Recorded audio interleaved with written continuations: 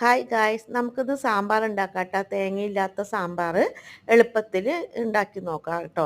അപ്പോൾ നമ്മൾ അതിന് കുറച്ച് പരിപ്പെടുത്ത് ഒരു ഉരുളക്കിഴങ്ങും കായും ഇട്ട് ആദ്യം തന്നെ വേവിച്ചെടുത്തിട്ടുണ്ടായിരുന്നു. പിന്നെ കഷ്ണങ്ങളൊക്കെ നല്ല കഴുകി വൃത്തിയായി കട്ട് ചെയ്തെടുത്തിട്ടുണ്ടായിരുന്നു. ഒരു മുരിങ്ങക്കായ്, 2 വഴുതനങ്ങ, ഒരു ക്യാരറ്റ്, 2 ബീൻസ് അതിട്ട് കൊടുത്തിട്ടുണ്ട്. ഇനിയിപ്പോൾ നമ്മൾ ആവശ്യത്തിനുള്ള ഒരു ഉള്ളി, 2 വെണ്ടയ്ക്ക കഴുകി കട്ട് ചെയ്ത് എണ്ണയിട്ട് വതക്കിയെടുത്താണ് അതിട്ട് കൊടുത്തു. 2 തക്കാളി ഇട്ട് കൊടുത്തിട്ടുണ്ട്.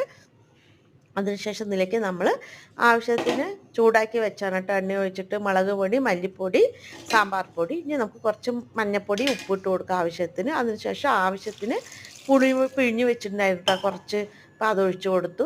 ഈ പരിപ്പിൻ്റെ വെള്ളമുള്ള കാര്യം പുളിവെള്ളം കുറച്ചേ ഒഴിച്ചിട്ടുള്ളൂ. ആവശ്യത്തിന് ഒഴിച്ച് കൊടുത്താൽ മതി പുളിവെള്ളം. ഒരുപാടായ ടേസ്റ്റ് പോകും സാമ്പാറിൻ്റെ. നമുക്കൊന്ന് വേവിച്ചെടുക്കാം. അങ്ങനെ സൂപ്പറായിട്ട് നമ്മുടെ സാമ്പാർ കുക്കറിൽ തന്നെ വേവിച്ചെടുത്തിട്ടുണ്ട്. രാവിലെ ജോലിക്ക് പോകണവർക്ക് എളുപ്പമാണ് കേട്ടോ. അങ്ങനെ ഉണ്ടാക്കി എല്ലാവരും നോക്കണം. എളുപ്പത്തിൽ പണിയെല്ലാം ആവും.